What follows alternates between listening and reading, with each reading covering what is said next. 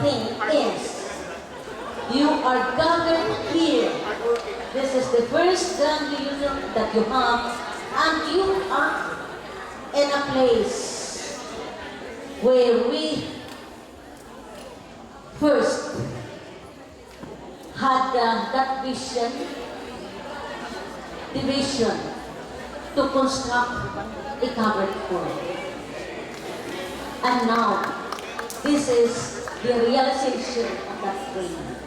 Another dream comes true. Salamat tayo, no? I am so glad to see faces of not just beautiful and handsome people around me, pero kung mga kawagan nato, nasa akto ko lang pagtanaw-daan sa inyong mga dapay, I know success is with you. Maybe not just in career, but in some other ways. Do not just associate success to a degree which you have now attained. Consider other things. Still, that is success. But one thing I would like to tell you is, you are still young. You still have to grow, not just in age, but in everything. The journey is still long.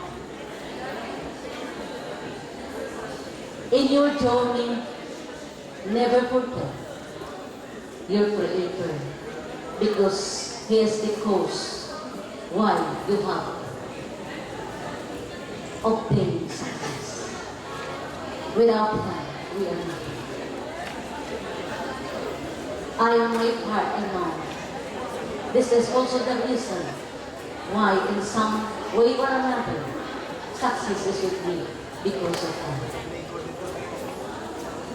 So, mga anak, di na ko tason, kay nalibaw lang mo sa akong sakit sa tutulan. I could not speak for a long time until at present. And just God, I'm just very happy that God has given me a job which does not require me to speak for a long period of hours.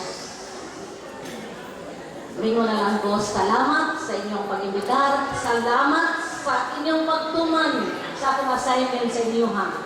And I would really still continue to pray na sa umaabot. Magbalang puso mo, hindi lang sa career, but also in having a good family. Thank you.